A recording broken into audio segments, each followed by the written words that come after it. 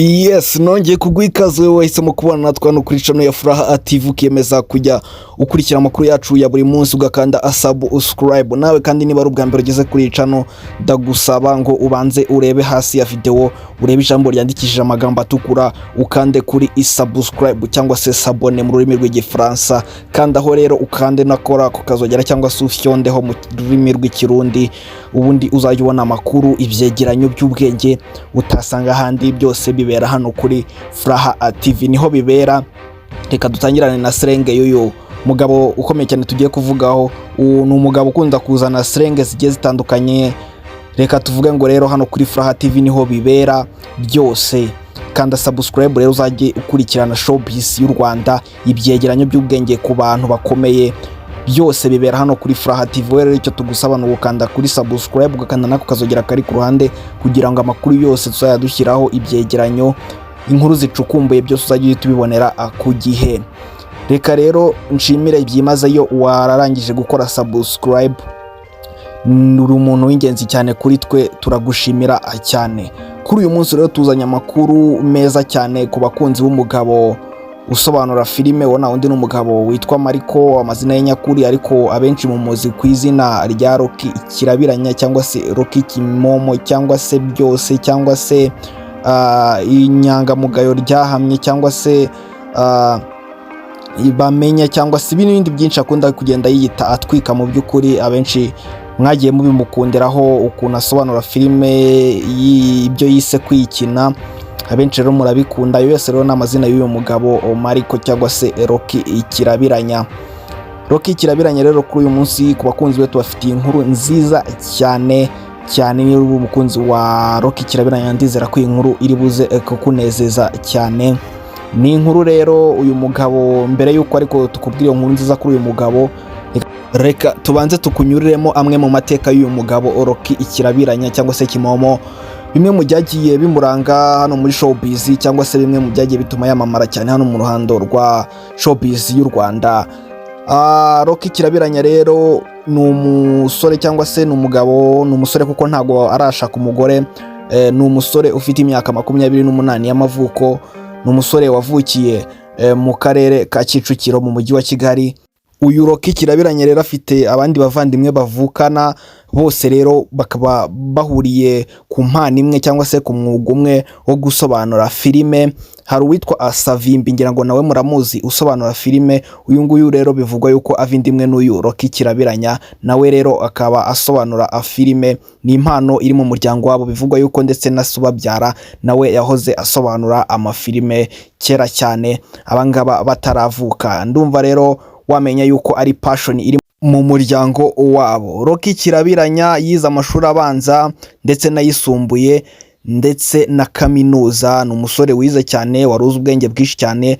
Buri ishuri ryose yigagamo abamuzi cyangwa se bo bagiye bigana bavuga yuko yari umuhanga cyane, yabaga uwa mbere rwose, cyane cyane mu ndimi, dore ko ari nazo yize. Yakomeje haba mu mashuri yisumbuye ndetse na kaminuza yize indimi. Mu by'ukuri ni nabyo rero byamufashije mu mwuga wo gusobanura filime.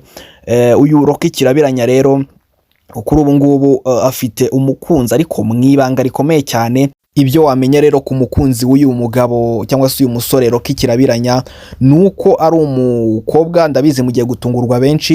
Ni umukobwa bigeze kukanyuzaho ubwo bakoraga indirimbo ya Papa cyangwa na Soshomura yibise Bambe.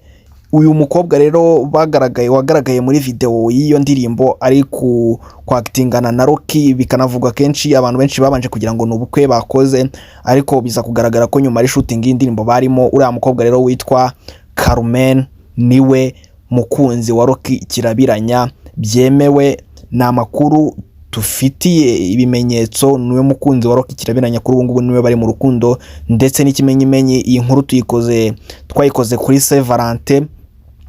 Umukunzi we Carmen bari basohokanye, ngira ngo amafoto amwe namwe tuzagenda tuyabereka nitujya kubabwira ku by'iyi couple ya Rocky ndetse na Carmen. Carmen rero niwe mukunzi wa Rocky Kirabiranya. Ngira ngo abakunda gukurikirana filime z'uyu mugabo Rocky Kirabiranya mukunda kumwumva muvuga cyane ngo Carmen rero niwe mukunzi we, ariko urukundo rwabo bakaba barahisemo kurugira ibanga, cyane ko nk'uko mwagiye mubibona ibyamamare bidakunze gushyira hanze iby'urukundo rwabo.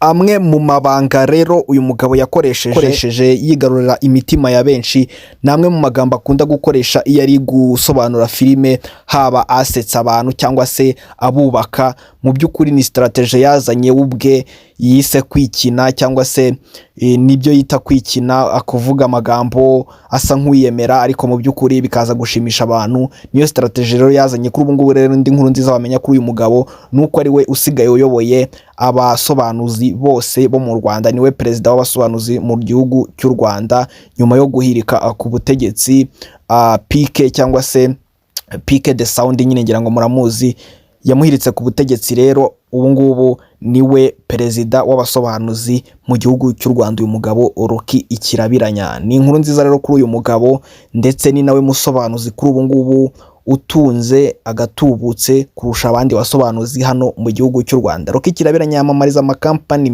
menshi cyane, izo za Itel, za Mango 4G n'izindi nyinshi cyane. Ni umugabo rero utunze agafaranga kenshi cyane kuri konti ye kabisa.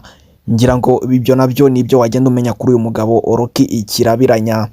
Mbere yuko rero tukugezaho inkuru nziza cyane tugufitiye kuri uyu mugabo Rocky Kimomo, ndakwibutsa nanone kongera gukanda subscribe. Niba utarayikanda, niba warayikanze turagushimiye cyane, ariko niba utarakanda subscribe, iki nicyo gihe kugira ngo ubanze uyikande kugira ngo uzajye ubona andi makuru tuzajya tukugezaho ku byamamare ukunda, ku bantu bakomeye, ibyegeranyo bicukumbuye. Hano kuri iyi channel yacu tugira umunyamakuru ukora ibyegeranyo ubizi neza, uwo na undi n'uwitwa Ismael Mwanafunzi, nawe uzajya umwumva hano kuri iyi channel yacu. Kanda subscribe rero ukande nako kazogera kugira ngo ibyo byiza byose tugufitiye bizajye bikugeraho ku gihe.